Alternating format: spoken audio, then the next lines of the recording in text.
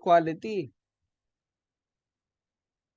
So you need to understand equality kasi baka ipasok niya yan sa marriage ninyo. So we need to understand. Who is this man? Couples. No, napindot ko na. Wala, hindi nyo ito napagdaanan. Joseph, hindi mo napagdaanan to. Sino to? Joseph,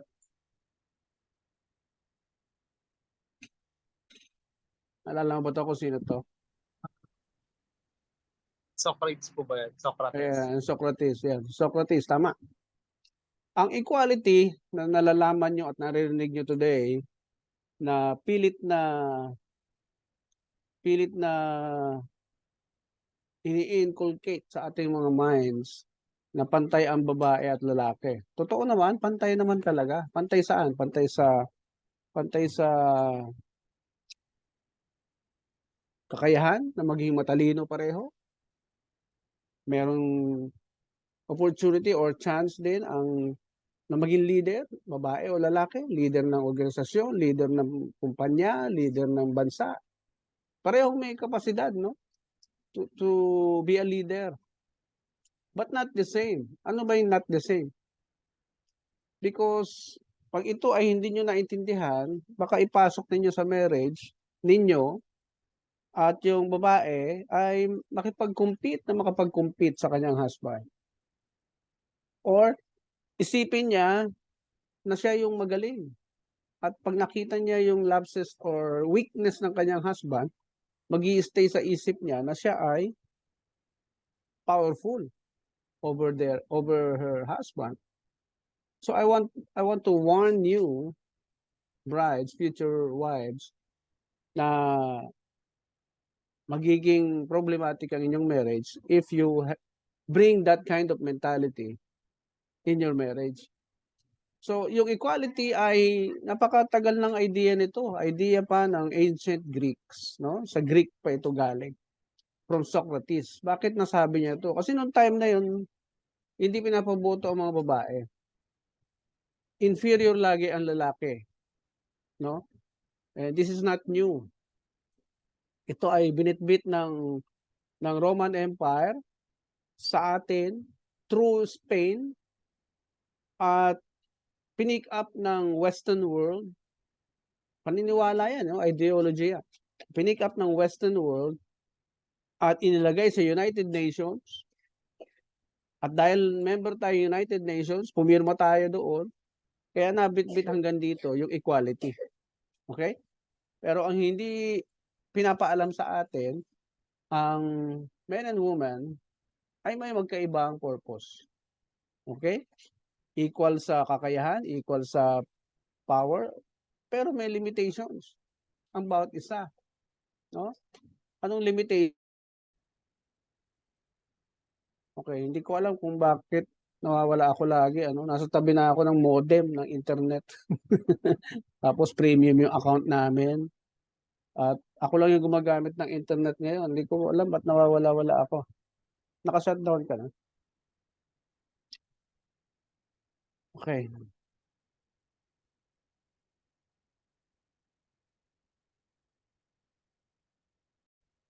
Ayan. Sensya na kayo, ha? Hindi ko alam kung anong problema to PLDT na to. So, lagi natin tatandaan na ang bawat bagay ay may limitations, no?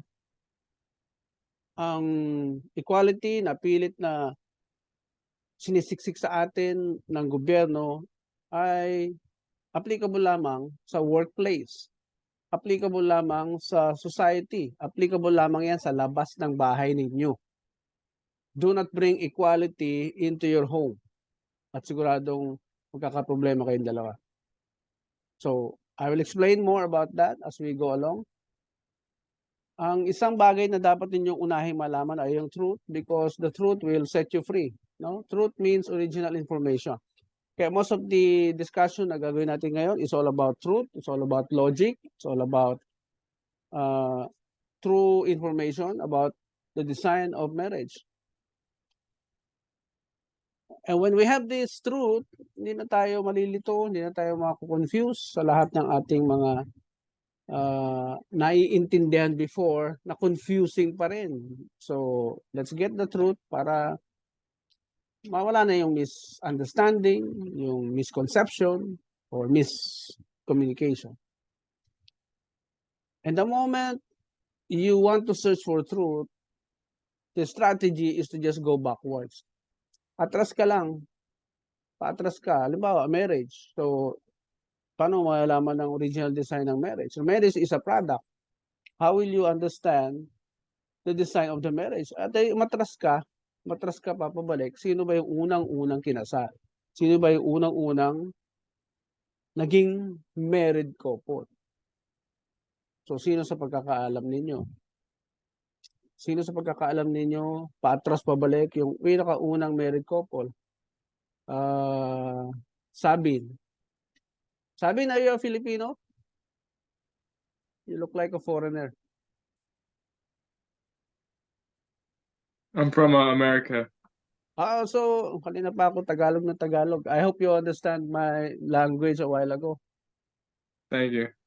Talaga? You understand? No. Not so English. much? Okay. Yeah. Now I will be compelled to speak in English. Okay? So just go backwards and think about the very first couple that got married. Remember that marriage is different from wedding. Okay? Wedding is just a day. No, it happens in a day, and marriage happens in a lifetime. A wedding is the invention of man. Why? Because some people who got married before refuse to comply with their obligations. So the law has to step in and make you responsible for not fulfilling your obligation as a husband or as a wife. So they invented a marriage contract to be signed by both of you on the wedding day. Because before there was no recognition of any wedding, no signatures, no documents. It's only a public knowledge that you are married, in the eyes of the people and in the eyes of God. So because of people failing to do their obligations as husband and wife, so the people or the state invented a law to govern the wedding or the marriage. So you are required to sign a document on your wedding day that is covered by law. So the moment you failed in your obligation, the law will step in and make you responsible for your actions, okay? For leaving your spouse, okay? Now, let's have some agreement here before we proceed. Do you believe that everything, big or small, on this earth, in our nation, in our community, that counts in our lives has a purpose? Everything that exists in our lives, everything that exists in our society, everything that exists in the world has a purpose. Yes or no? Yes? Yes, just thumbs up. Yes, okay. Micah, is that a yes? Joseph, is that a yes? And Rovelyn? Okay. Lahat may purpose. Okay. Next. Do you believe that every successful thing on earth, big or small, that comes into our lives went into the right process? Anything that we enjoy, big or small thing, our career, our work, or our studies, when you become successful, it went into the right process. Yes or no? Just thumbs up. Okay, thank you. Okay, if you oppose, just speak. Do you believe that we are designed only as one unique human being? Even our eyes, are different from each other. Our ears, our arms, our legs they are different because the design was only one unique eye, one unique arms, and one thumbprint.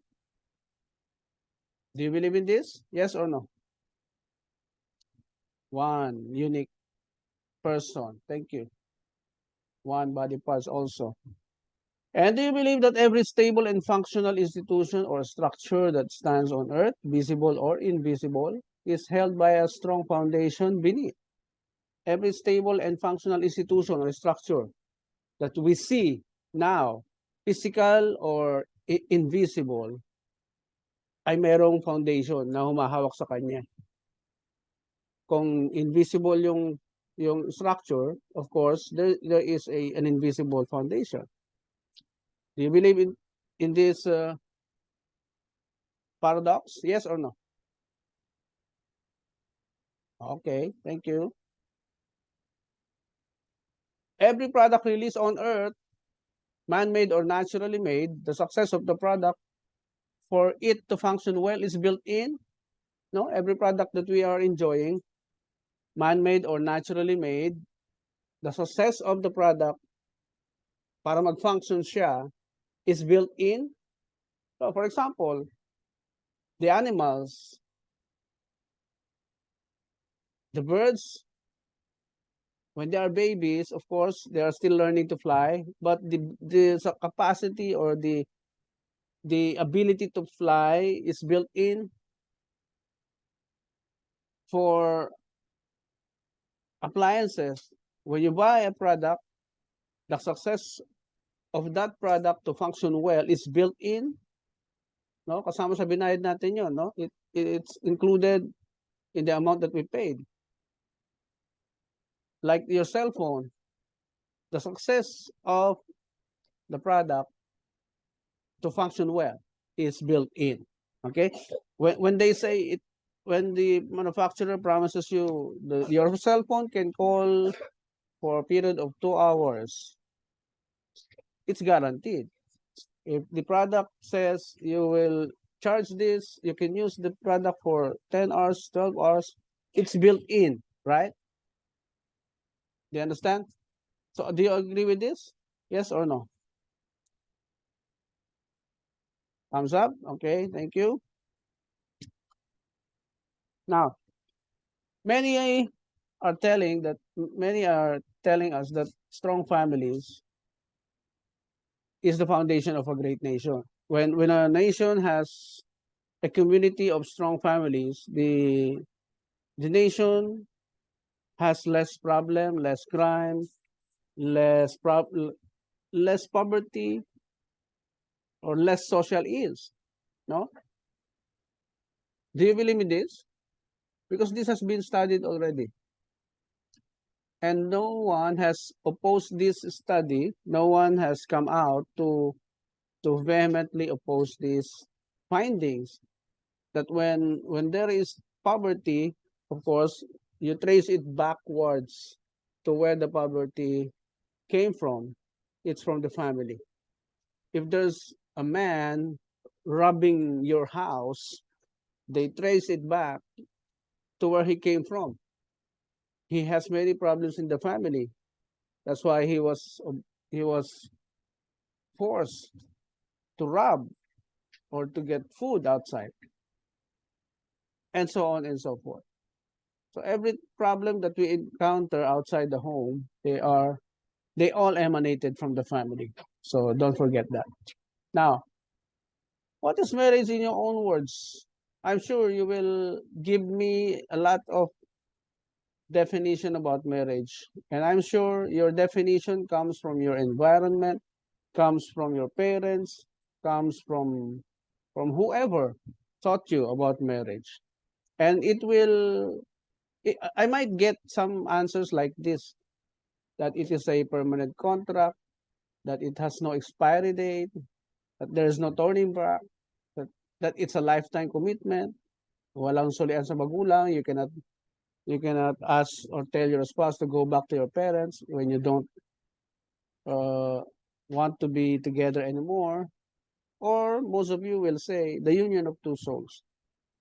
If this will be your answers, is it very crucial then to choose the right person from the beginning? Kasi wala nang balikan or permanent na siya. Isang beses ka lang naman talaga dapat magpakasal, no? You should only get married once. But the world is telling us that you have the right to be happy. So when you made a mistake in choosing the person, you still have a second chance of finding the right person again. But remember, I'm telling you, your second chance you might be bringing some bad memories, no? When you try to get another chance. Bad memories from the previous relationship that will haunt you for the rest of your lives. Okay? So there's a serious effect when we don't choose the right person from the beginning. So I hope you're all confident now that the person that you will get married soon is the right person, huh? This session will help you confirm your your feeling or your conclusion that you are already in the right person with the right person. Okay? Look at these two celebrities, Filipino celebrities. No? They have enjoyed their single life while looking for the right man. Did you know that this is a process of enjoying your life first when you are ready, when you are done with your self-love? That's the time that you can offer yourself to another human being like your spouse. Because when you don't complete your self-love process, you will have problems. Because if you are not, if you are failed to achieve the stage of loving yourself, you have overflowing love for yourself, then that's the time you can give something to another human being. In science, it is called in introvert. Introvert, yeah. People who love themselves very well, people who disassociate himself from the society, who don't speak much about themselves, these are called introvert. On the opposite, the people who loves to extend themselves to people or loves to be involved in everything, they are called extrovert. But in my study of psychology, connecting it to the marriage, it is very important when you are introvert before, you should be extrovert. You should come out from being introvert so that you can give yourself to your spouse, because that's what marriage is all about. Okay? Now remember that marriage started from the male. And no marriage will happen if no female accepted the proposal of the male. The male will remain a single, and the female will remain a single also if no man offered her marriage.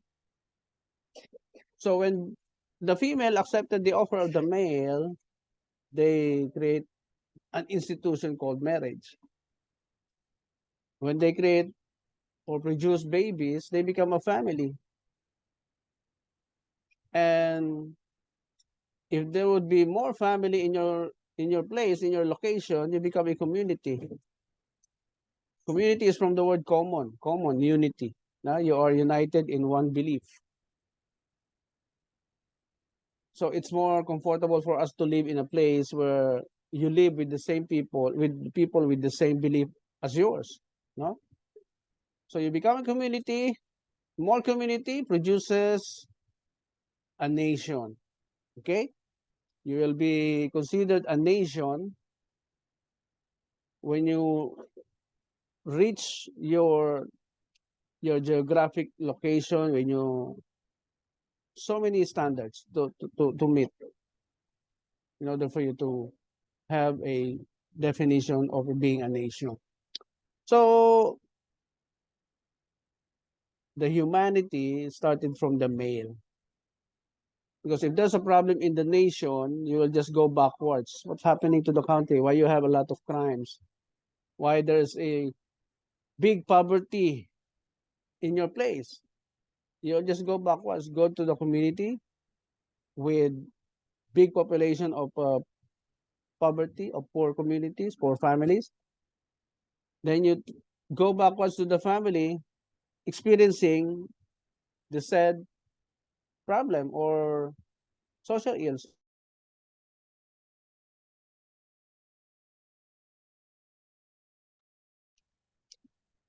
Then when the problem is traced to the family, it is being traced back again to the married couple.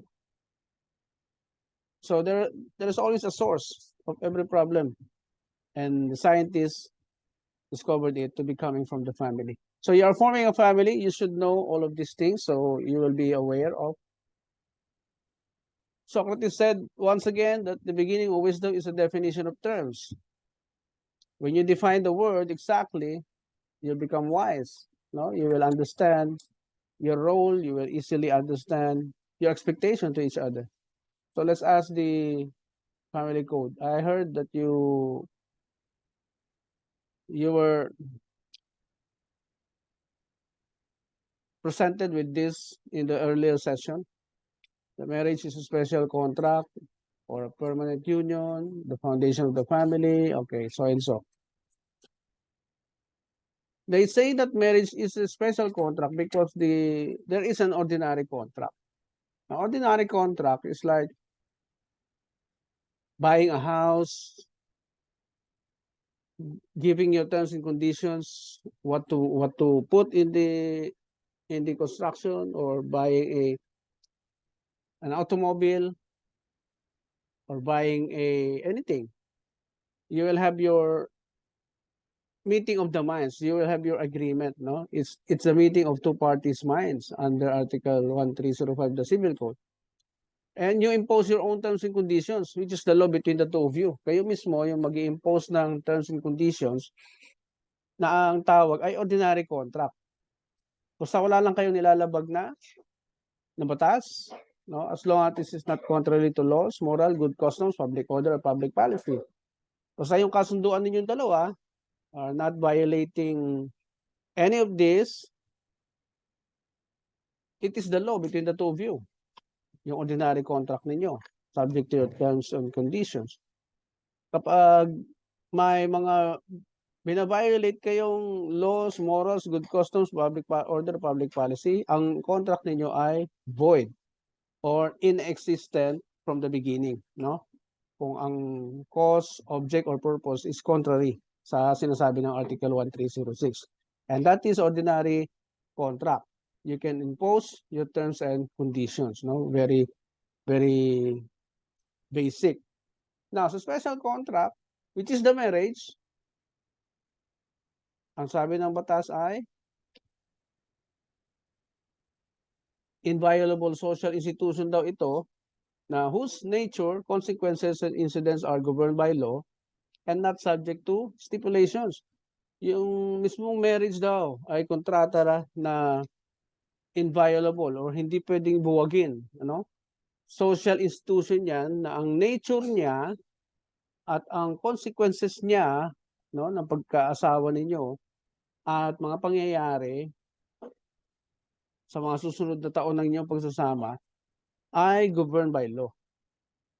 Kumbaga, yung law na nasusunod, hindi na ang inyong mga gugustuhan at hindi na subject sa inyong terms and conditions. Ito yung sinasabi na not subject to stipulations. Kung ano man ang gusto mo. Ito, gusto ko dapat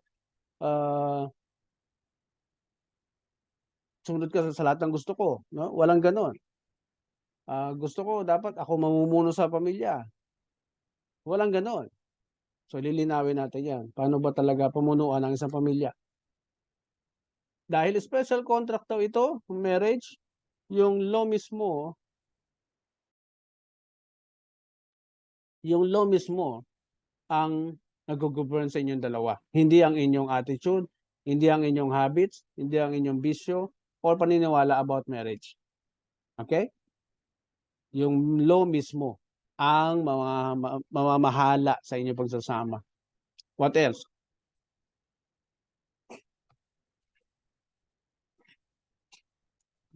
You cannot impose your terms and conditions.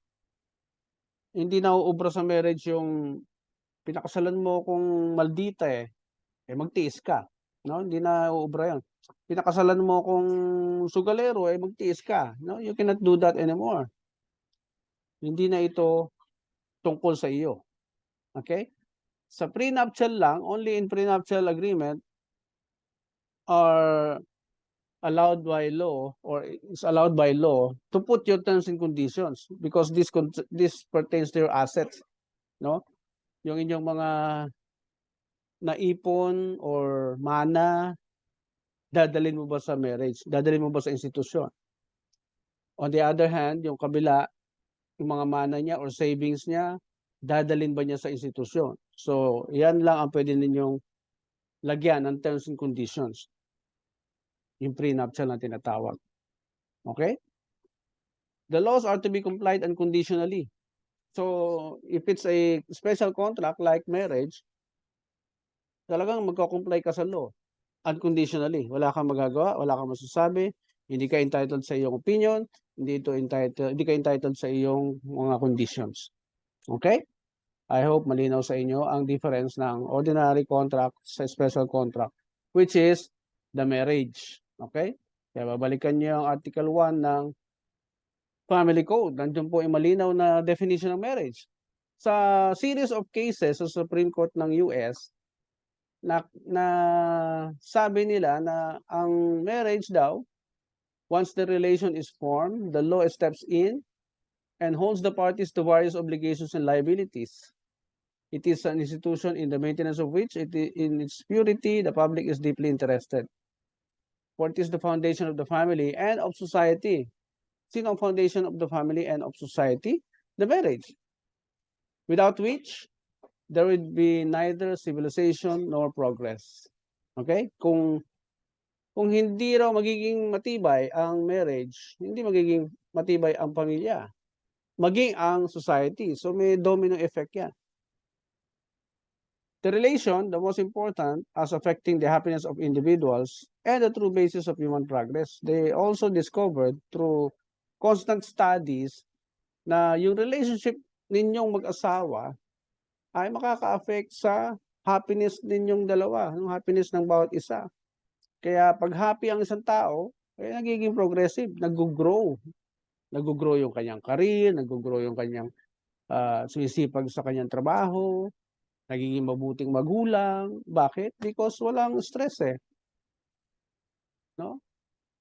Ginagawa ninyo yung tama. So mamaya alamin natin kung paano ba gawin yung tama. Ano yung mga dapat gawin para maging tama ang inyong pagsasama. Para ma-enjoy nyo. So you can enjoy the benefits of marriage because it was already studied in the US also that married people ay mahaba ang buhay kaysa single. Provided that they are doing it right. Married people also get rich, no? Provided that they are doing it right. So there's a necessity to know how to do it right. Okay? There's a big requirement to know how to do it right. So you can enjoy the blessings of marriage. And the marital relation, unlike ordinary contractual relations, as I've discussed in the prior slide, is regarded by the laws as the basis of the social organization. The preservation of that relation, no? The preservation of that relation. What relation? The marriage is deemed essential to public welfare. Ang balik talaga niyan sa society ay nakikinabang sila sa kagandahan, kabutihan ng inyong pagsasama. Walang problema sa society. Nakikinabang sila. So remember that marriage is an invisible institution which requires invisible foundation. So kasi bakit tinawag na invisible institution yung marriage? Hindi naman malalaman ng tao kung kasal kayo, kung may pamilya ka, 'no, 'pag nasa labas ka ng bahay. Kaya rin siguro naimbento yung wedding ring. Dun malalaman ng tao, uy, kasal na siya. Because invisible ang marriage, eh. People will only know once you join together, nagpa-picture kayo as a family, dun mako-confirm ng tao, uy, pamilya pala sila. Unless you show it, okay? Yun ang ibig sabihin nun. Unless you show it, then there's no invisible institution anymore. But if you don't show it, people will not know if you are married or not. So, if it's an invisible institution, then invisible foundation is necessary, no? An invisible marriage requires an invisible foundation. So, the foundation should be what? Knowledge and application of principles. When we say principles, what is principle? It's first law, no? Principle is first law. I will just skip that. Yeah, first law. Why it is called first law? Let's go backwards so we would know the meaning, the true meaning, etymology. Prince means first. In Greek, it's principle, which means fundamental, tenet, law, doctrine, root, basis, foundation, origin. And when combined, it becomes first law. Prince and princesses are the sons and daughters of the king. They are called first because first they are first in line to the throne. Okay? So prince means first, then it becomes principle, which means first law. Going backwards to that slide that I've shown you a while ago, this one. There are laws that enacted by the state which intended for the protection of women and children, because as we all know, the state noticed that the one who always abuse women and children are the husbands, the male, because of their strength, because of their height, superiority, mentality, etc. No, that's why there are many laws that have been established in the Philippines about the protection of women and children, and these are just some of those laws, and that includes the anti-rape law, no, 353. That when you force yourself to your wife, it's already a rape. No, I don't think I don't think some of you will agree on that. There's a feeling, no? There's a feeling inside of you as the husband. Why would I be charged with rape when she is my wife? It was also discussed in the courts of the United States. No, why would I rape my own body? No, there's a discussion like that. You have that natural feeling of ownership, but again, there are some principles that you need to learn so that you will not be accused of raping your wife. Okay? So what is family for you? Siguro let's consult the law na lang. So what the intelligent people define it. In Article 149, they say that family is the foundation of the nation. And define foundation is an underlying base of support. You understand this already. I'll skip this. And Wikipedia gave a very good description of the family. It says it's a group of people related either by consanguinity, by recognized birth, or by blood, or affinity because of your marriage or other relationship. That's the family definition. In most societies, it is within families that children acquire socialization for life outside the family.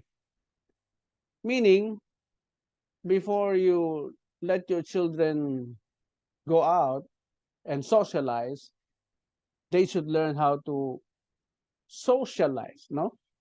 From the word socialize, they should already learn how to deal with people. Why? Because they may get hurt, no? Look at the second paragraph. As the basic unit for meeting the basic needs of its members, it provides a sense of boundaries for performing tasks in a safe environment. Ideally builds a person into a functional adult. So it provides a sense of boundaries. You know, when you tell your children, don't hurt another child, don't get another one's toys, don't grab their toys, it's not yours. When you teach your child like that, he provides, or it provides a sense of boundaries, so he or she will not get hurt by others. Okay, that's the meaning of it. You tell your children not to hurt someone, so he will not get hurt too by other children. And also in the family, builds a person into a functional adult. So what does it mean to be functional? A functional adult does not hurt people, does not hurt himself. Okay? So when we discuss it on the opposite, a dysfunctional child hurts can hurt others. And he can be hurt by others too. Okay? So as simple as that. Transmit culture. So whatever you teach your children, it will reflect to other children. And they may do the same. Okay? Ensures continuity of humankind with precedence of knowledge. And Wikipedia is the best source of definition of a family. This is very, very reasonable and very practical. When you check the the definition of family in other dictionaries, they will tell you the exact definition according to their culture. No, like for example, if the dictionary came from the U.S., they define family as someone or a group of people like male, male and male living together, or female, female living together. No, they have a different definition.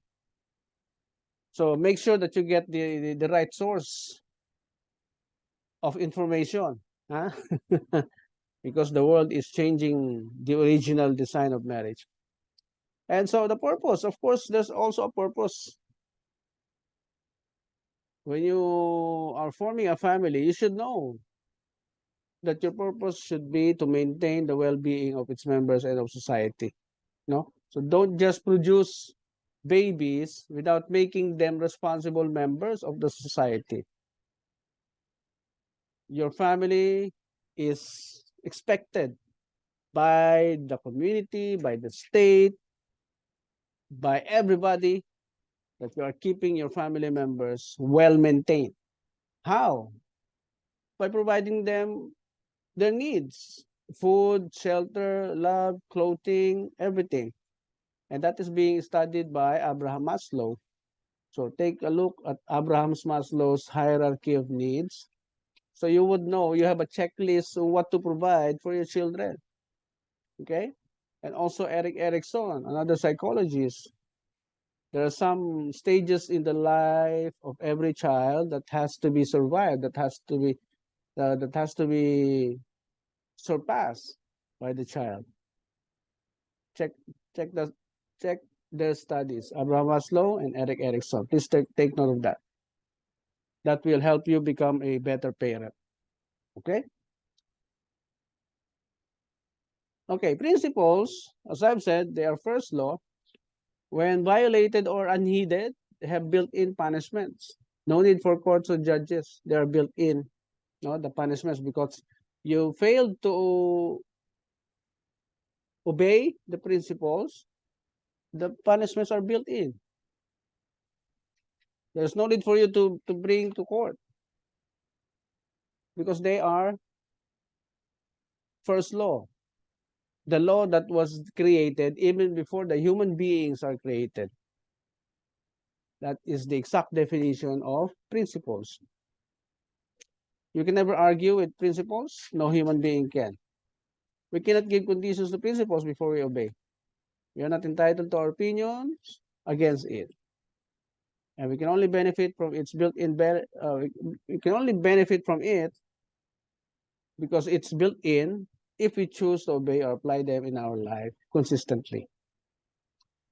And scientists have discovered many first law or natural laws, like these laws that you see on the screen. And for example, the law of gravity. Humans did not create that law of gravity. So when you violate that, you jump off a building, the punishments are built in. No, the punishment is actually built in. You cannot violate or defy the natural law because these are supreme laws. Wikipedia also tells us that according to natural theory, look at this second paragraph. All people have inherent rights, yes, but conferred not by act of God or legislation, but by God, nature or reason. Okay, don't forget that. Any questions so far? Are you learning? Nawala yung video ninyo.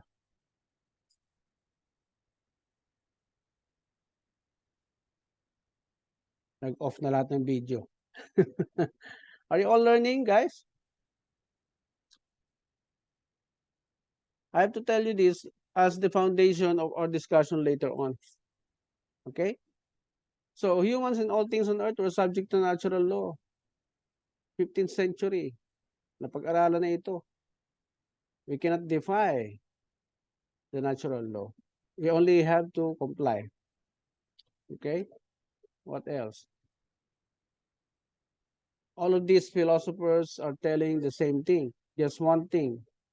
They are all in agreement that we should all stay connected to nature or we do not violate natural law so that our lives will be effective. And that includes your marriage. And remember that this book contains human being history and natural law. It's not a religious book, neither a book of recommendations. Tandaan po ninyo. Hindi po yan religious book. Nauna pa yan kaysa sa mga religions. Okay? Kalat-kalat lang yan. Pinagsama-sama lang na mga may malasakit na mga tao na tinawag ng Diyos to collect all these scrolls, no? Na mga sinulat ng mga sinaunang propeta o sinaunang lingkod ng Diyos. So, it's about the true creation of the earth and human beings. And it contains a government called kingdom. You can never find any democracy concept in the Bible. It's about a king and his royal family. Okay? So you can easily understand this book if you know the concept of kingdom. So the Bible defines marriage as a covenant, not a promise. That's the true meaning of marriage.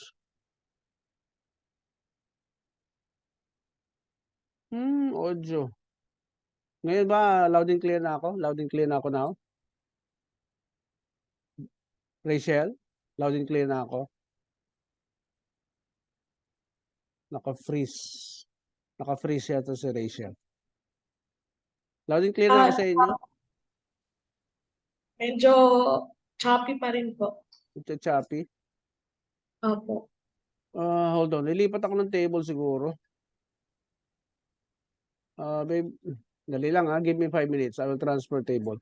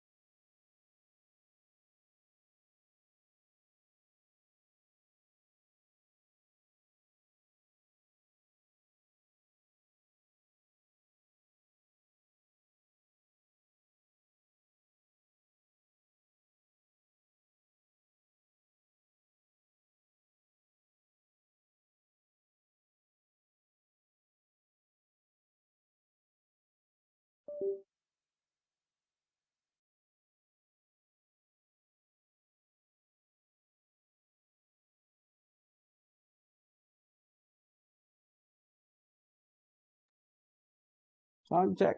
Check sound. Loud and clear po.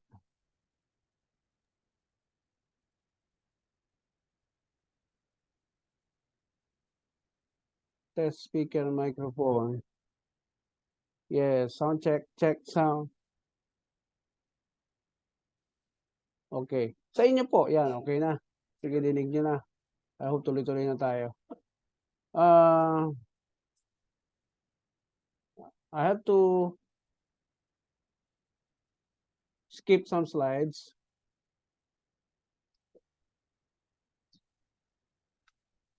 Okay. Remember that marriage is the first and original institution of the world. It existed before any government was established. It's already existing before barangay, Congress, or Senate was created by men. Marriage is not a product of the state. Kumbaga, hindi siya creation ng Estado, no? Yung marriage. Hindi siya invention ng sinumang philosophers o scientists.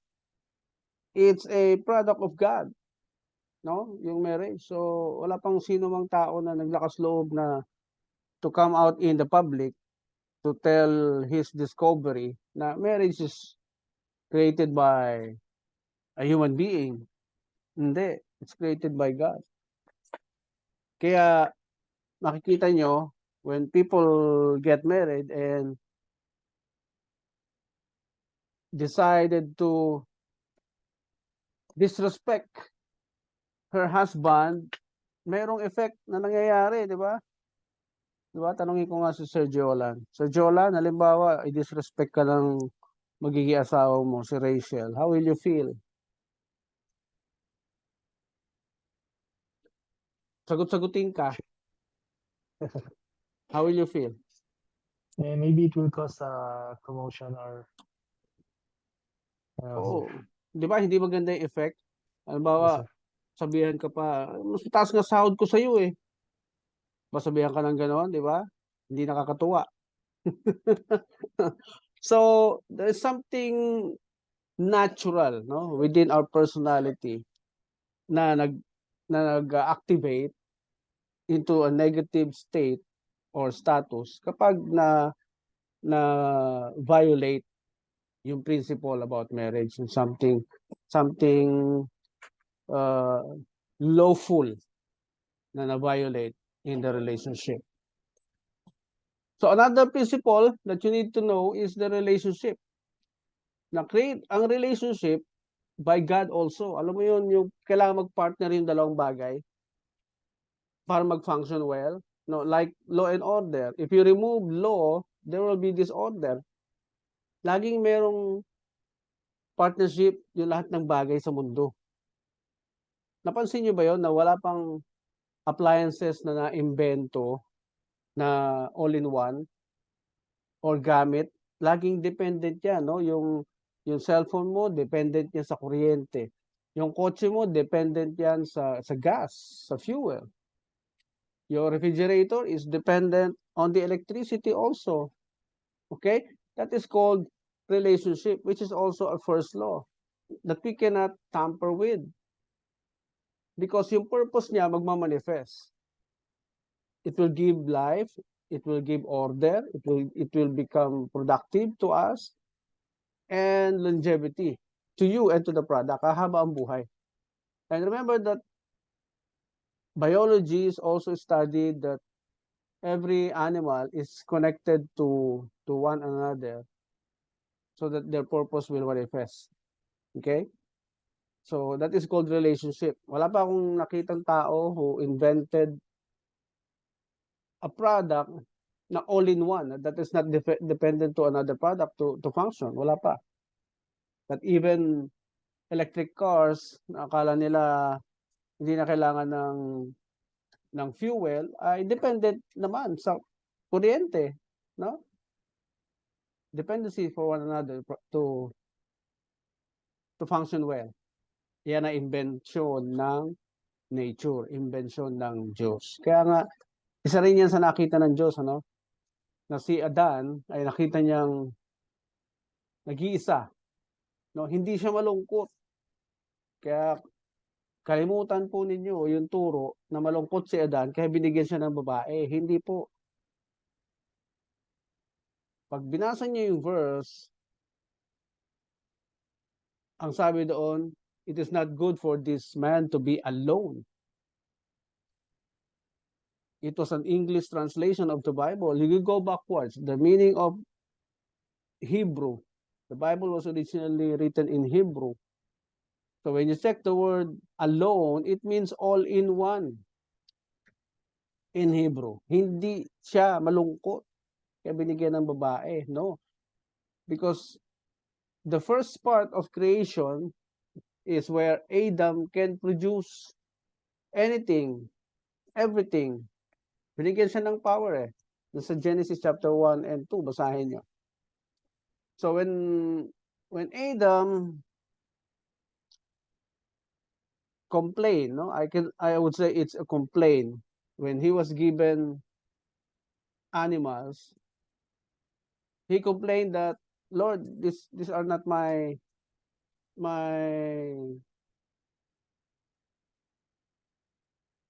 yung alike, no? Hindi ko to kauri.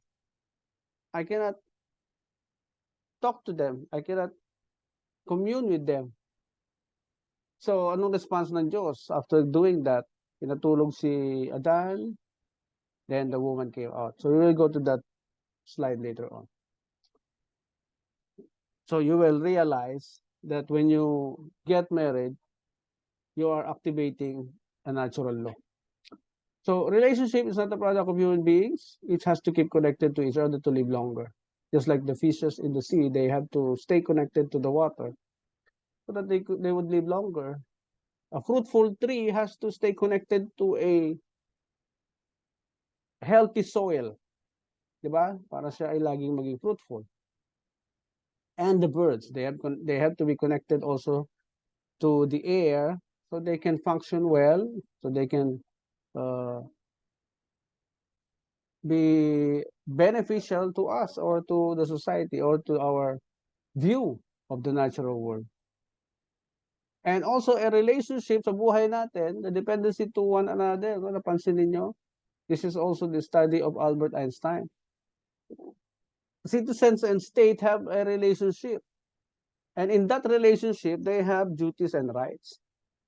They have to supply each other the rights of the other. And it's the duty of the other side to supply the rights of the other. Okay? So I hope you understand this part. Process is also a principle. Now, every good thing or functional product on earth went into a process through a system called steps. So remember that, steps.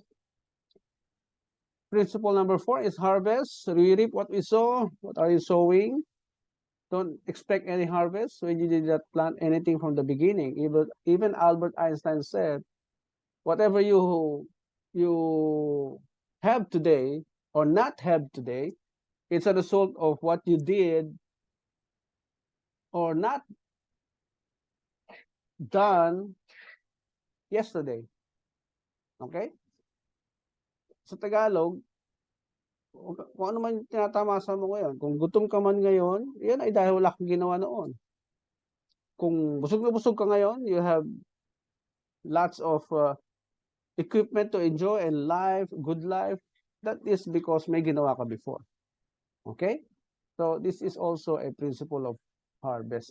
Whatever you plant, you harvest later, good or bad. You plant good, you harvest good things. You plant bad relationship, you will also harvest bad relationship. No planting, no harvest. You plant good deeds, you reap good deeds from others. So this is about preserving your relationship to people. Okay? This is another principle. And also in terms of parenting, don't expect attention from your children in the future if you did not plant time, love, care, attention to them when they were young. Okay? So that also involves the principle of the sowing and the reaping. It applies to even parenting. And don't expect respect from your wife if you are not planting any attention to her. They malfunction if you don't give quality time to your partner. So we will discuss more about that. So good harvest, being fruitful, starts from building a foundation. Did you notice that all these natural seed, they go downwards first? They go downwards first before they before they appear on the surface. Why? Because they are ensuring their foundation. So to us, human beings, we are natural products too. So we have to build our foundation. Through what? Through knowledge. Through knowledge about things, about life, about career, about marriage. Okay? So I think I have to skip this now. This has to be explained a lot. Let's go to the natural law or principle in marriage. Very first instruction. This is not a suggestion. For this reason, let us call Joseph. Joseph, can you read this to us, please? Yes po. For this reason, For this reason, a man will leave his father and mother and be united to his wife, and they will become one flesh. Genesis chapter 2, verse 30. thank you. This is also quoted by Jesus Christ. When a man gets married, a man, remember that a man, God did not say when a woman gets married, it's always the man. A man will leave his father and mother and be united to his wife. They will become one flesh. Jesus was quoting this verse when he was asked by the Pharisees and the Sadducees about divorce. No, why does a man have to leave his wife for any reason at all? That's the question to Jesus. And Jesus answered, did you not know? Have you not read that he which made them at the beginning made them male and female, and said, for this cause shall a man leave father and mother and shall cleave to his wife, and they become one flesh. Wherefore there are no more twain, or there are no more two bodies, but one flesh. What therefore God had joined together, let no man put asunder. Ano ibig sabihin rito? When a man decided to get married, he will leave his father and mother. Leave in Hebrew means leave behind, disassociate, disconnect, move out, depart from, disconnect yourself from your parents. Because there are serious consequences when you don't comply with this natural law or principle. You already know the effects when you live with your parents. When you don't leave your parents, there are so many consequences, which I know you know already. If you hear those stories from couples who are staying with their parents, you will be disappointed. Why? Because it's their kingdom. You cannot decide because your life is being supervised by your parents because you are inside their kingdom. So if you cannot comply with this, it only means that you are not ready yet for marriage. And why did Jesus say they will become one? You will have one decision. You will have one destiny. You should have one likes and dislikes when you get married. One of you will not like being disregarded. No? Hindi mo magugustuhan na disregard ka ng asawa mo. Pag siya lang mag-isa nag-decide, you will not like it. Okay? Oh, how much more pag nandun pa kayo sa parents nyo? Paano kayo magiging isa? Hindi kayo makapag-desisyon dalawa. And most of the time, pag yung parents ay very powerful, very authoritative, no? Sila magpapatakbo ng buhay ninyo mag-asawa. And you will never like that at hindi kayo magiging isa. Mahihirapan kayo maging isa. Bakit? Kasi hindi ninyo desisyon dalawa eh. Ang nasusunod. Ang nasusunod na desisyon ay yung parents ninyo. Okay? So how to disconnect yourself from your parents? Physically, the body, yung tatlong components ng katawan natin, contains physical, the psychological, and the spiritual. Yung tatlong yan, yung ihiwalay natin sa parents. Kaya it becomes necessary for every parent to stand alone by themselves. Para when we create our own family, hindi tayo nag-aalala sa kanila. Kung may pagkain ba sila nanay at tatay, may bahay ba sila nanay at tatay. Hindi tayo nag-aalala sa kanila. Bakit? They can stand on their own. And most couples, pag nag-asawa, pag nag-aalala sa parents, hindi pa niya maiwanan yung parents niya, nahihirapan pa siyang tanggapin na siya ay may asawa na, maglo-loan ng bahay para sa parents niya. Oh. Kaya ano, magiging reaction ng asawa mo dyan? Iba yung focus mo, hindi yung marriage nyo. Ang focus mo ay nandun pa rin sa parents mo. Bakit? Iniwanan mo silang hindi pa makatayo sa sariling paa eh. Okay?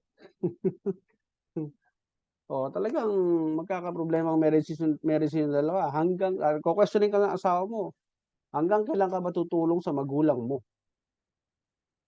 O, kasi hindi mo pa nasunod itong sinasabi na leave behind, disconnect, move out yourself from your parents. Now, kung ako tatanungin ninyo, financially, kailangan nyo pa rin humiwalay, tutulong lang kayo pag necessary.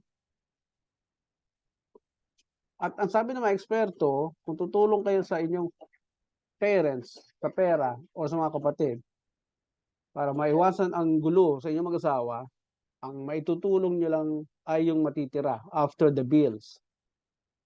After the bills, after the obligations in the family. Okay? Naintindihan ninyo?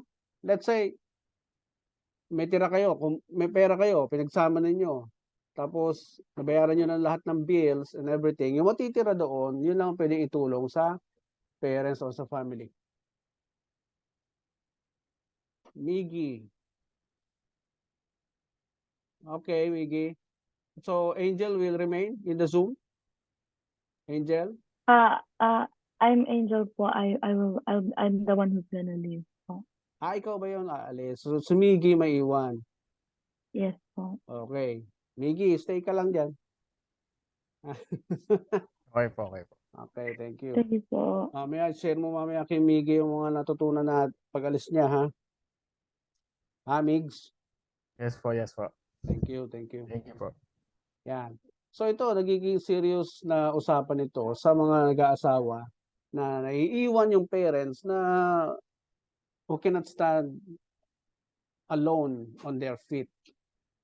Dahil sa malaki ang populasyon ng may hirap dito sa Pilipinas, kaya malaking issue din yan kapag yung babae umalis sa magulang para lang makatakas sa kahirapan, no? Oh, para makaalpas sa mga kahirapan na naranasan niya sa piling ng parents niya. Kasi hindi rin nakapag-ready yung parents niya nung magbuo ng pamilya. Atras lang tayo pabalik. Saan galing yung problema mo ngayon? Galing yan doon sa hindi nagawa before. Okay? Kaya this has to be studied well by both of you. May naiwan pa ba kayong obligasyon sa inyong mga kapatid, sa inyong mga parents? Baka pinasahan kayo ng obligasyon ng magulang ninyo o yung pag-aralin yung mga kapatid mo. Baka meron pa kayong ganong issue. Di ba? You must address that. Hanggang kailan mo pag-aaralin ng mga kapatid mo? Para si husband naka-ready sa funding. Lalo na pag kayo ay may parating ng baby. Okay? Any questions so far? No question. Okay. You entered into a relationship, huh? Males? grooms, you will be called a husband. A husband is from the word house bond, the one who binds the house together. Yan po ang original meaning ng husband. At sa lalaki lang po binigay yan na title. Iba ang title na binigay sa babae, helper. So we will discover more about helper. Gaano ba kahalaga ang matutunan natin yung being a helper. So when you become a father, in Greek, is from the word pater. Kaya naging father yan later on. It's originally from the Greek word pater. In Hebrew, because God communicates to people in Hebrew during those times, He calls Himself as Abba. Abba, which means source, sustainer, provider, strength, protector. And binigay din yung title na yan sa iyo bilang father. Ngayon na magiging ama ka na, pagka may lumabas ng baby. Okay? So, if you trace that backwards, in the definition in the Hebrew word, you are the source. Galing sa iyo ang asawa mo.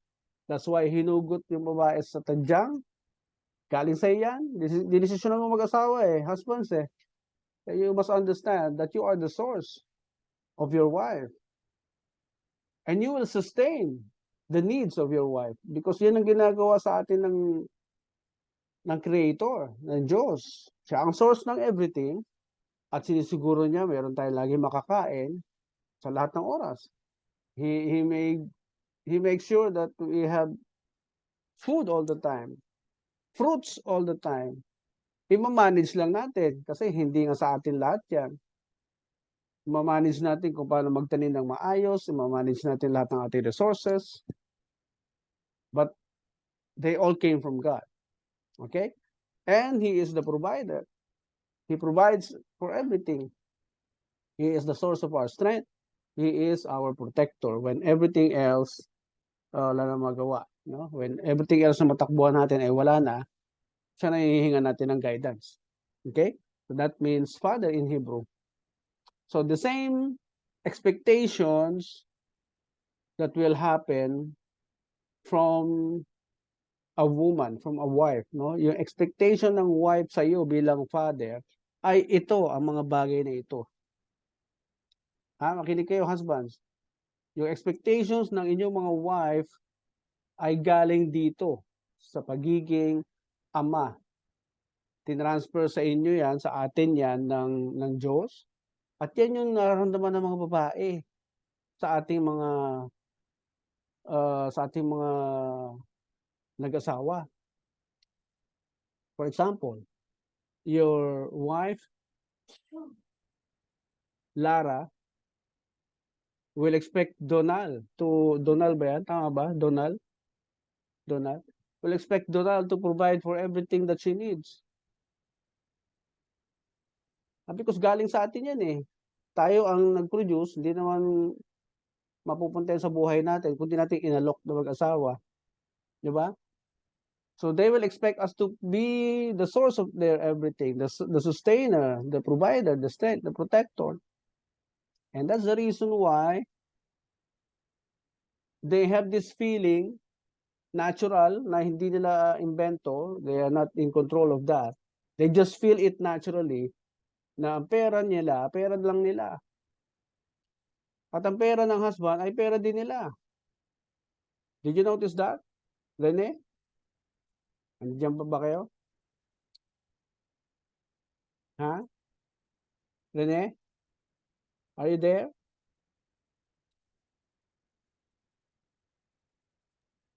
Yes Hmm? po. Yes po. Oh. Ganun ang pakiramdam ni Esiel sa'yo. Yan ang ina-expect niya sa'yo. Kaya there will come a time na mapapagod yan magtrabaho. How prepared you are when that time comes na ayaw na magtrabaho ng babae. Unless she's a career woman, na pinalaki ng magulang to be a career woman, na hindi pinaguhugas ng plato, hindi pinaglalaba, hindi yan kakayanin na maging house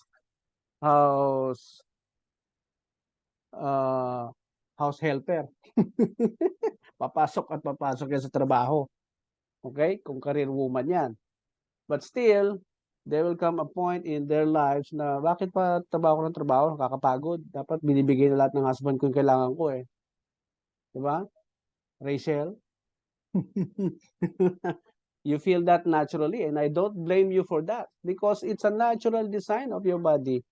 When you get married, you are activating certain natural laws that you are,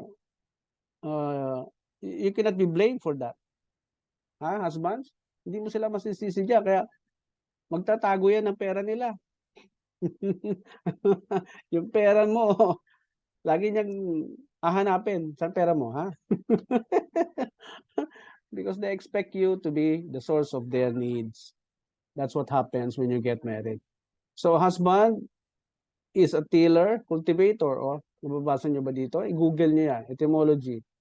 Occupier and tiller of the soil, master of a house.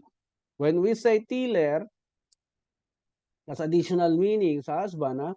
When we say tiller, everything na hindi nag-grow, everything na hindi na nagmumultiply, yung bang hindi mo ma-enjoy ang buhay because parang stagnant na kayo, hindi na kayo mag-grow.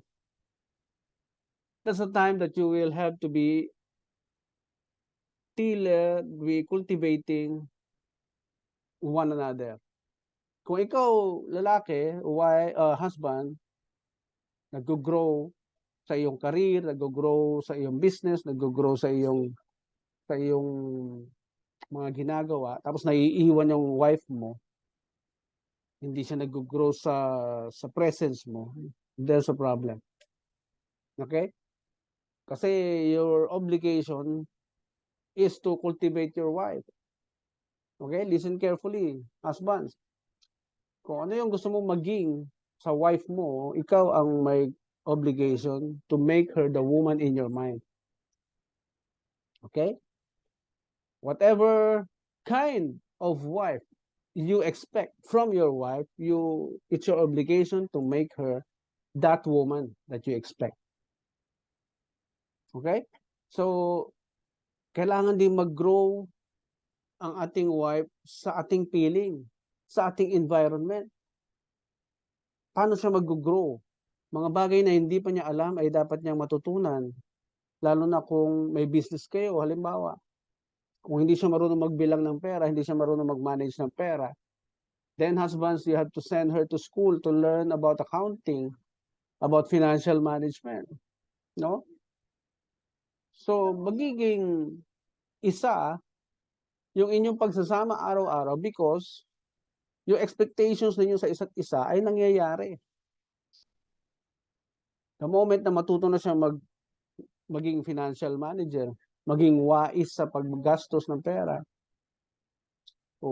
magko-complement na kayo sa isa't isa. Uy, matutuwa ka, husband. Yung pinaghihirapan mo ay nagagastos ng maayos.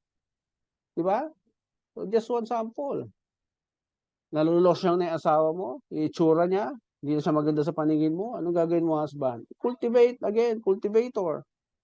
Send her to beauty parlor, send her to the gym. Ikaw mamumuhunan dyan. Ha, Joseph?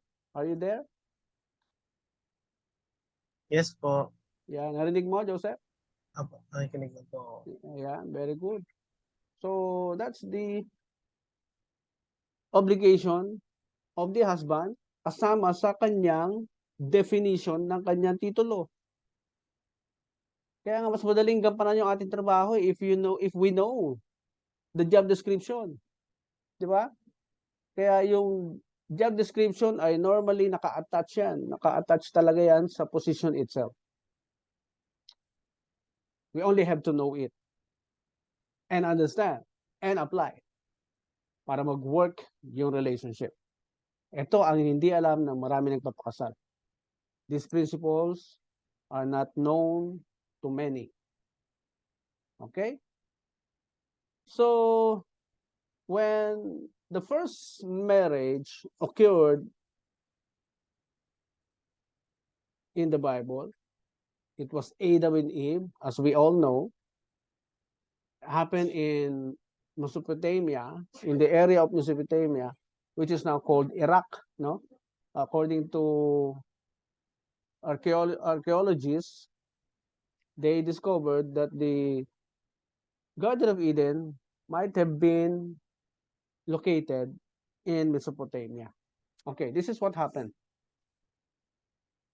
When they defied the order not to touch the tree, the fruit of the tree of understanding and knowledge, it was actually a sex that happened between the two of them. Hindi lang ito tinuturo sa simbahan. This is not being taught in the church. Why? Because it will oppose their teachings of multiplying. No? It will oppose their teaching of multiplying, because when they tell their members, their church members, go and multiply, of course, it becomes automatically their membership increases. Okay, that's why they don't tell people that what Adam and Eve did was marriage. Okay, so this is what happened after they decided to get married. To Adam, he said, can you read it to us, please? Richard, paibasa mo nga. To Adam, he said, To Adam he said, because you listened to your wife and ate fruit from the tree about which I commanded you, you must not eat from it. Cursed is the ground because of you. Through painful toil you will eat food. You will eat food from it all the days of your life. okay, thank you, Richard. So, God told Adam, because you listened to your wife, period. Wait a minute. Masama ba makinig sa asawa? In this case, he was given the instruction, no? He was given the instructions not to touch the tree. And he transferred the instruction to his wife, because the instructions was given before Eve was created. And mapapaisip ka, bakit siya pinagagalitan dahil nakinig siya sa wife niya? Kaya naman pala, let's go to the next slide. The husbands are called to be the wife's teacher. It answered the question of why he was being reprimanded for listening to his wife, because he is supposed to be the teacher of the wife. In other words, it is necessary for the husband to be knowledgeable of many things, so you can teach more knowledge to your wife about life, about career, about everything. It is required then that the husband should be more knowledgeable than the wife, because the wife expects the man for direction. Di ba? If you will recall, yung mga ex ninyo, nawalan kayo ng gana because walang direksyon yung buhay, walang mabigay sa inyong magandang direksyon or payo or stand sa isang bagay. Di ba, no, Rachel? Tama ba? Nawawalan kayo ng gana sa mga lalaking walang direksyon? Yes po. Oo, di ba? Pag tinanong mo yung lalaki, ano bang gagawin ko? Kasi nga, the women are created to be emotional eh. Kukonsultahin nila yung lalaki. Tapos yung lalaki, walang maisagot. Napuprostrate ang mga babae dyan. Yun pala, the design for the husband is to be the source of information also of the wife, because he is supposed to be the wife's teacher. And to become a teacher, you should have more knowledge of everything. Required kang mag-aral bilang husband. Ha? Miggy? Don't forget that. Para hindi mag-malfunction si Angel, ay kailangan mong ready lagi magbigay ng payo, direksyon, or sagot sa mga katanungan. Okay? Kaya pag walang maibigay yung husband, yung babae, nagsisikap mag-aral, nagsisikap matuto, on her own. Kasi wala na siyang pag-asa sa husband niya eh.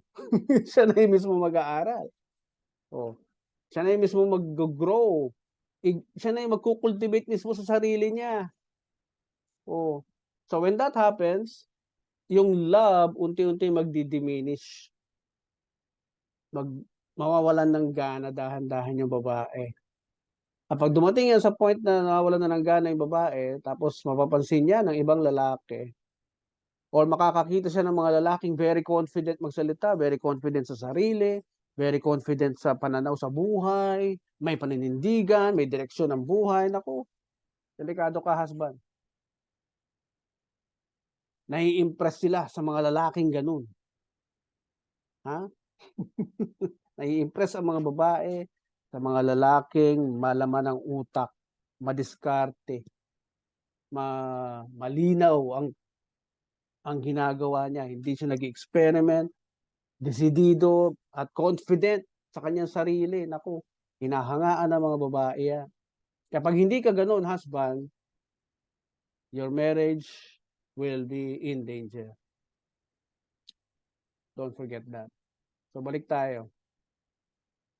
Curse is the ground because of you. Isusumpa ko ang lupa dahil sa iyo. Kumbaga, you have everything. No, in the Garden of Eden, Adam had all the fruits that he can eat, all the vegetables, all the animals that he can eat. He don't have to work. If we have responsible parents providing our food and tuition and everything, we don't have to work, right? We are provided with everything that we need because of a responsible parent that we have. But this is what happened to Adam. He has responsible parent. He has everything that he needs. He does not have to work. But he defied the instructions. So here's the result of his defiance. Curse is the ground because of you. You will now work. And from that working, you will eat food from it all the days of your life. So they were cast out of the Garden of Eden. They started to produce food from themselves by their sweat. Okay? Kaya nga pag nag-asawa tayo, coming from a responsible parents, hindi na sasagutin ng parents natin ang ating pagkain o pangangailangan. Tapos na. Di ba? Ang obligasyon nila sa atin. Nag-asawa na tayo eh. Okay? How about to the woman? Paano niya pinagalitan ng babae? Let us call Robilin, can you please read this second box, Robilin?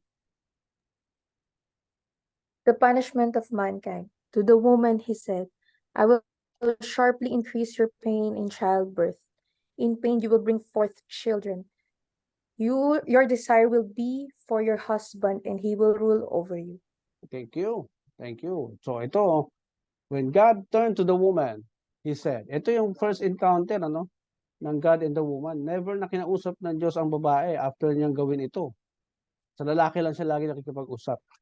Sabi niya, madadagdagan ang hirap mo sa panganganak. Eh bakit madadagdagan? Ibig sabihin, meron na existing, Kumbaga, yung pain, hindi siya ganun ka-painful originally. But God increased the pain. Bakit? Nag-asawa eh. Para bang may capacity pala ang babae mag-anak kahit na walang sexual intercourse from a male. Di ba? Meron palang capacity ang babae originally na magkaroon ng anak even without a male, which God did to Virgin Mary. Di ba? Hindi nga tinatabihan ni Joseph yan si Mary. Sabi niya, hindi ko anak yan. Hindi pa nga kami nagsisiping yan eh. You'll check back what happened in Matthew. Gusto pa ngang ipalaglag ni Joseph yun eh. Pero pinigilan siya ng anghel. No, don't do that. So, in science, na-discover din ng science na pwede palang manganak din ang babae, magbuntis ang babae, even without sexual intercourse. Di ba? Lalagyan lang sperm yung katawan ng babae to a process which we call, I think, IVF, no? IVF. Lalagyan lang. Mabubuntis na.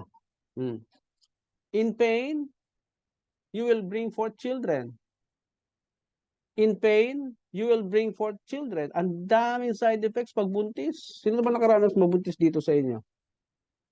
Meron na ba? Sino nakaranas mabuntis? Wala pa? O tanongin niyo yung mga nagbubuntis kung ano yung mga side effects na nararamdaman nila. Andito yun sa Bible. Ayan, oh.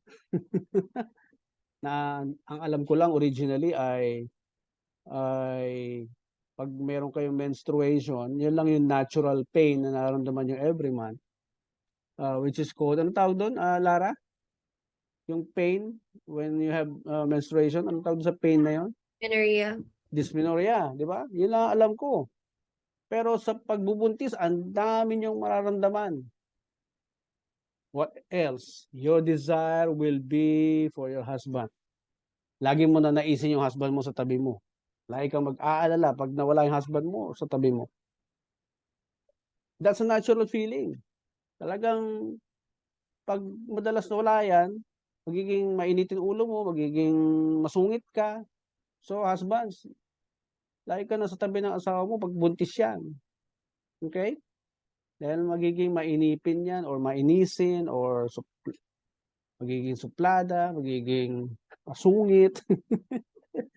So, hindi mo dapat kokontrahin yan o lalabanan yung pagiging masungit niya, husband. Okay? That is not the time for you to defend yourself. Okay, husband? Your husband needs, your wife needs you more. More. Ano yung more? More understanding, more patience sa kanya, more pagtitiis. Kasi ang dami niya nararamdaman pag buntis siya So you must understand that, husband, ha? Alam niyo ba pinakamataas na kaso ng pagtataksil, no? Pinakamataas na kaso ng infidelity ay yung panahon na buntis ang asawa. Did you know that? Ang taas ng statistics niyan. Bakit? Nag-asawa yung isang husband na hindi naiintindihan yung nararamdaman ng wife niya. Kaya pag siya gusto naman niya mag-release, mabababae or makikipag one night stand kung kani-kanino, magbabayad ng prostitute, no? We have encountered a lot of cases na ganyan in our counseling client. Why? Bakit nagagawa nila yon? Because they don't understand this. They don't know this. Oh.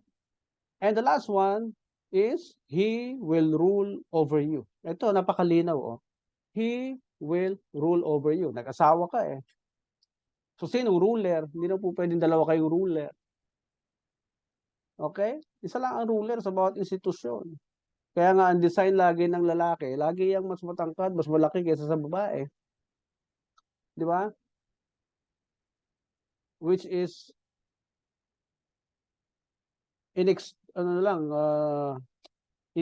kumbaga, yung Western world, itong superiority over the woman ay dinistort. Dinistort ng Western world. Na kahit hindi mag-asawa, ginawa nilang superior lagi ang lalaki over the woman. Kasi sa marriage lang ito nangyayari. Marriage lang yung pinag-uusapan dito. Hindi ito superiority of the male over the female in the society. This is just for the marriage. No? Kaya nga sabi ko sa inyo kanina, pag pinasok nyo yung equality sa marriage ninyo, talaga magkakaproblema kayo. Because the husband is the ruler, is your ruler. That's why you feel awkward pag nakakita kayo ng babae na malaki, tapos maliit yung lalaki. Anong eksena niyan? Physically, siya ang magro-rule sa husband niya. Psychologically, siya rin yung magro-rule sa husband niya. No? Nandun yung inferiority complex pag maliit ka tapos nag-asawa ka ng malaking babae. So, paano mag-work yung marriage nila na hindi maging stressful? Kailangan may kaalaman si babae na ruler niya, yung husband niya, kahit na siya ay maliit. Kahit na maliit yung husband, siya pa rin ang ruler over the family, over the marriage. Kaya pag hindi alam ng wife yun, she will rule over the husband. Kasi malaki siya physically, malaki psychologically, pwedeng malaki rin spiritually. Okay? Masasapawan talaga si husband. That's why we feel awkward when we see couples like that. Because it goes against our natural design. Okay? Now, time check, 5:38. Ako, overtime na tayo. Do you understand marriage so far? Guys? Overtime na tayo. Ang marriage hindi kaya pag-usapan ng isang araw lang sa totoo lang. It has to be discussed in several weeks or months. Did you know that sa Vatican, 6 months sila pag nag-counseling? 6 months. At habang dumadaan yung panahon, alam mo ba, dahan-dahan silang nababawasan isa-isa? Kasi nare-realize nila along the way na, hindi ko pala kaya yun. Hindi ko pa yata kaya yan. Okay? So, just to recap, your understanding about the perfect marriage should change, no? You should have a change of mentality about having a perfect marriage. Remember that perfect means alignment. Kaya kung hindi natin alam exactly ang definition ng salitang perfect, then dun pa lang, may problema na yung marriage. Why? Because anything that you don't believe with, you will not make any effort to achieve it. Ulitin ko. Anything that you don't believe with, you will never make any effort to achieve it. So you will never achieve a perfect marriage if in the first place you don't believe in it. Okay? Let's talk about a perfect building. A perfect building requires getting the right team members for that drawing to materialize, no? For that building in the owner's mind to happen. We should have, or they should have, the right architects, the right engineers, the right carpenters, the right masons or laborers, the right electricians, the right plumbers, right suppliers, right finance management team, and right performance of duties. What all of these people will have to do is to focus their lens to the creation of that building painted outside. The moment one of them think about themselves, pinasok yung vision nila, pinasok yung mga problema nila diyan sa project, the project will malfunction. The team will malfunction because one is having malfunctioning mindset, bringing his own problems to the project. And the same with marriage. The moment you brought your malfunctioning idea about the marriage, then you will never enjoy the perfect marriage. The same with the perfect marriage, you have to have the right team members, the right man with the right mentality, the right woman with the right mentality, the right husband and father who studied his job description, JD, job description, the right wife and mother who studied well her job description also. Having the right friends who are family or goal-oriented, right friends who will tell you to go back to your marriage, to your home, and talk to your wife or husband. Right friends are those who will encourage you to build up your family again at hindi sulsulan ka para makapaghiwalay. You should have the right friends with the right mentality na hindi dudumihan ang iyong isip to destroy the institution. And you should have the right counselors during challenges. When you can't fix it yourselves, then you have to go to the right counselors like us, okay, to bring you back to the right track, to focus your goals again, to align your goals again to the perfect marriage that you want to happen, that you want to enjoy. And you must also be in the right environment, the dwelling place. So your dwelling place should be on your own, not controlled by your parents, as I've discussed. You should also have the right budgeting finance skills for your financial or your funding to last, because your marriage is for a lifetime, so that needs a lifetime funding.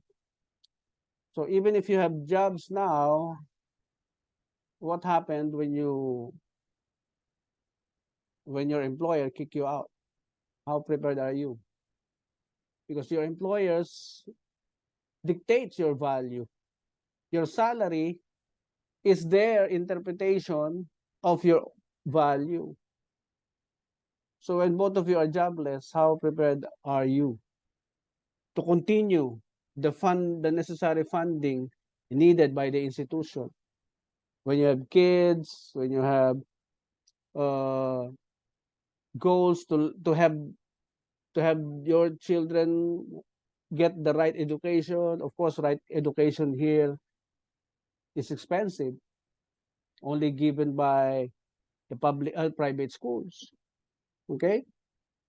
If you want a good life, you will not afford to see your children studying in a public school na pawis at andungis tuwing uuwi ng bahay.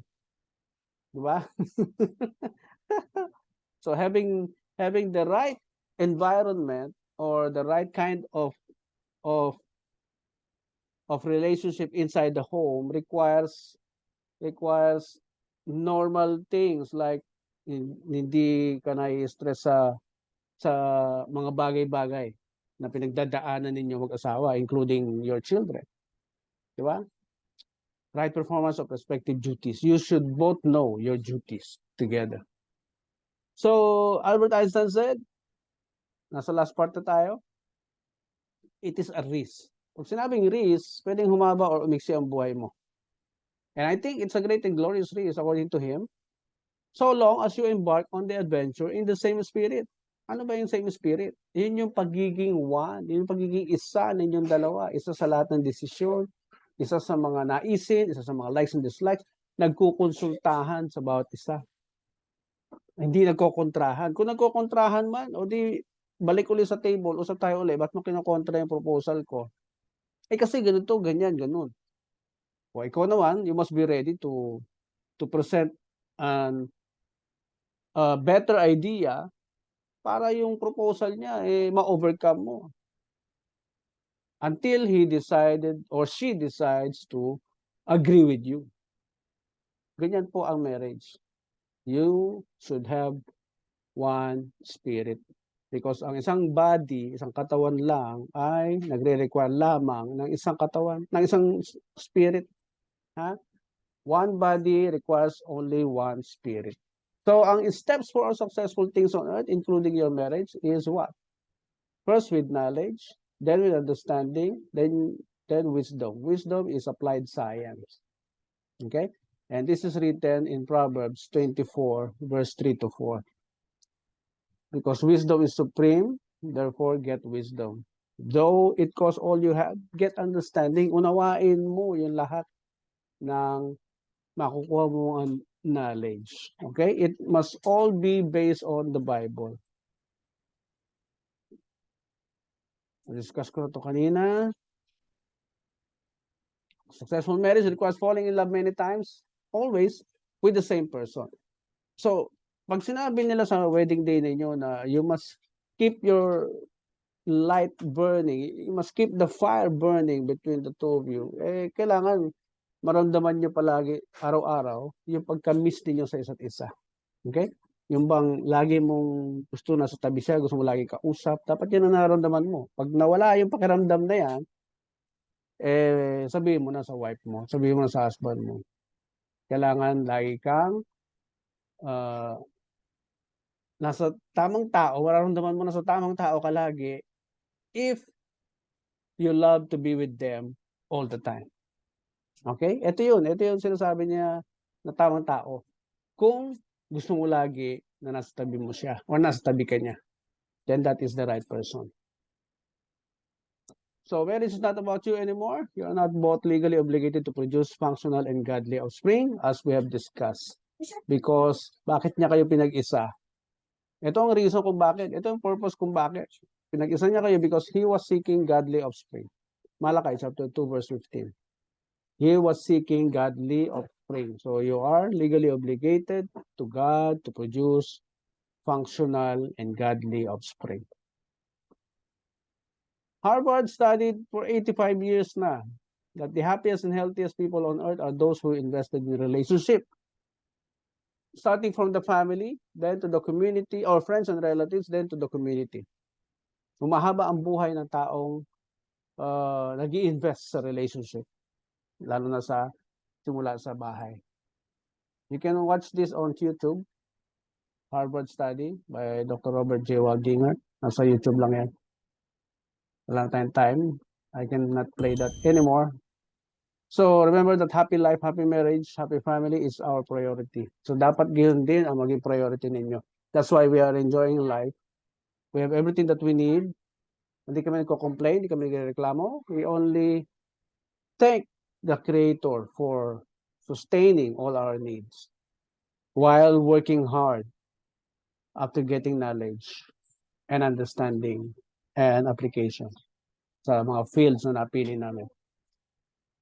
So yung fate of the next generation lies to all the responsible and loving husbands and fathers with the supportive and submissive wives and mothers today.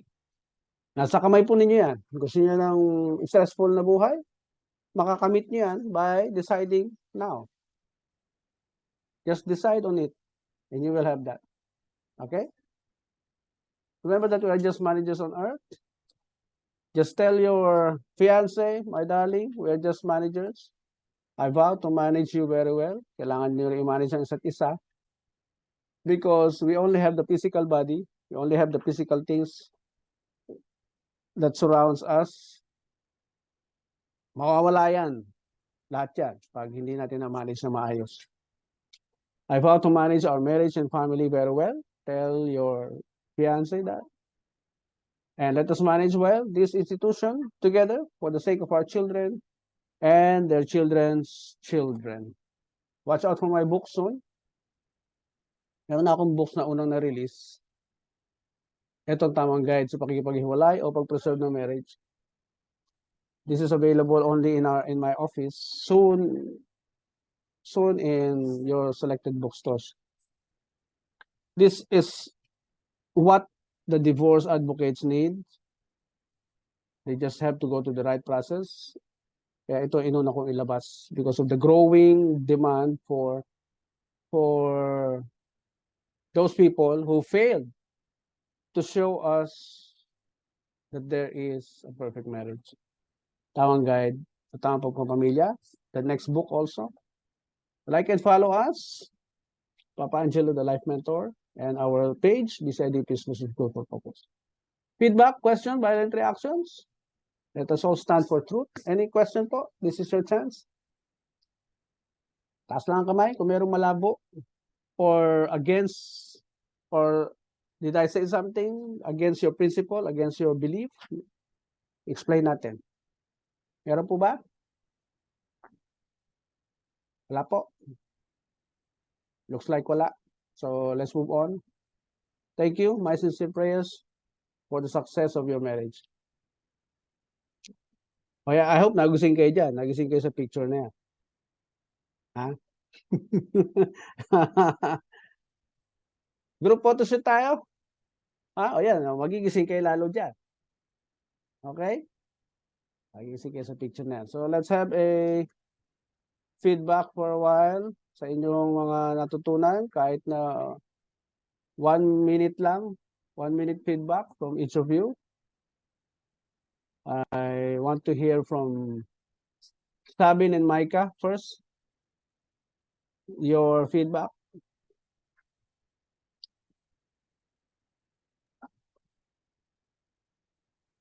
Is this feedback directed towards you or just our comments? Feedback about the lesson. How well do you appreciate it or not? Oh, no, I think you presented it very well.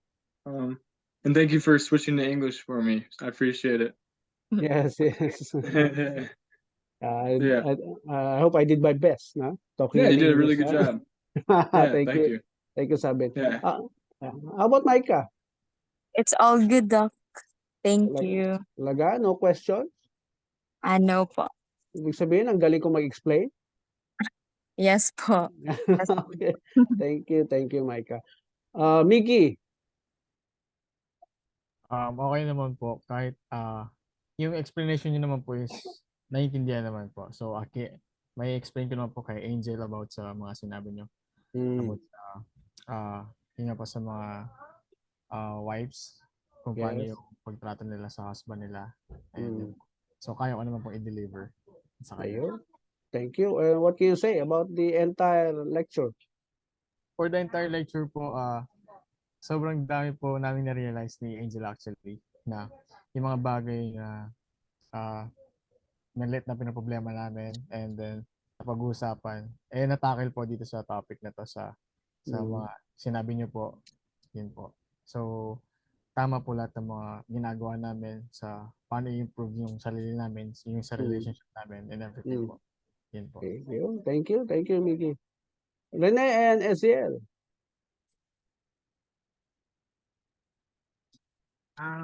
Hello po. Okay naman po sa akin po, Doc. Yung lecture very well detailed yung lecture, yung explanation. Meron pang mga Bible verses which is very very great po. Okay. Nandun ang original information talaga ng marriage eh. Yes po.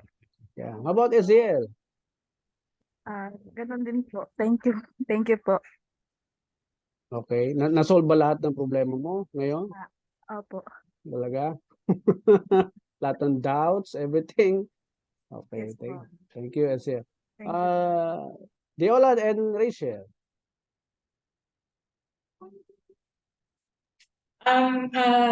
Throughout the entire discussion po, both of us po, madami kaming na-realize how to improve pa po yung relationship namin towards being a family. And I'm very thankful din po kasi may mga natutunan kami regarding the laws, regarding the marriage. And yun din po, yung regarding sa yung mga Bible verses. Parang na-feel ko din po na throughout the session, God is also with us in guiding us to the journey po. Yun, thank you. Nasaan si Jola? Hindi ko nakikita. Hello. Ay ko pala yun. Sorry. Sorry. What's your feedback, sir, in our lecture? Thank you, sir. Actually, it's a privilege, sir, to be yung may impart niya po yung knowledge towards us. And I hope one will be apply po yung mga tinuro niya sa amin throughout our relationship. Yun po. Yes. It will only work, no? Mag-work lang talaga relationship when you apply the right knowledge. The right knowledge. It must be the right knowledge. Yeah. Thank you, Diolan and Rachel. How about Joseph and Robilin?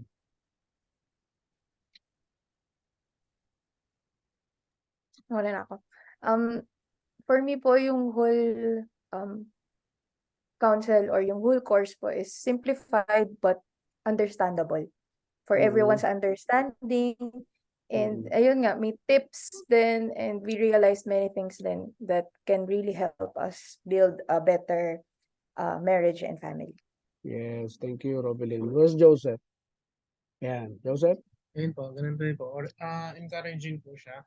Tsaka marami rin po self-realization. Para rin po sa amin gano'n. So, ayun po. Ayun, salamat sa pagtutok, ha? Thank you. Sabi ko sa inyo, importante itong marinig nyo lahat ng aking mga sasabihin because this is a result of my 30 years of study about marriage. So that's very important. Donald and Lara. Donald. Okay, I'll go first. For us, the session is really helpful and insightful in terms of how to improve our marriage and also how to prepare the next stage of our married life, which is to bring a child or an offspring in the world. And also it helped a lot that there were actual real life experiences or situations that were given that we can really pattern in if ever we encounter something like that in the future. So Mm. yeah, really thankful for this. Yes, you're welcome, Laura. Donald. Yeah, so same like for me it was a good mix of theory and application, and then analogies also help to for us to be able to better understand and simplifying the lessons that you were trying to tell us. Thank you, Donald and Laura. Richard and Des. Umalis lang po kasi may appointment. But Mm. this lecture, seminar, counseling is actually very informative and very helpful. So thank you for sharing all of those infos, and we will use it as a guide in the next chapter of our lives. Thank you very much. Yes, may God bless your marriage. May we have a group photo shoot? Screenshot ko lang. Kaway-kaway lang tayo. Smile. Ready? Papa-open na lang yung video, Des. Yan. Okay, smile tayo. Ready? 1, 2, 3. Yung may kaway-kaway naman, yung may kaway. 1, 2, 3. Okay, thank you so much. So our staff will get in touch with you beginning Monday for your certificates, ha? Beginning Monday siya gagawin. Marami rin ang typing na nakapila, kailangan i-ensure yung accuracy ng inyong record. So, hindi rin siya madaling gawin. Kailangan ma-perfect yung mga typing jobs. Okay? So, thanks again and enjoy the rest of the weekend. Bye-bye. Thank you. Thank you po. Thank you. God bless everyone. Thank you. Thank you po. Bye-bye. Bye.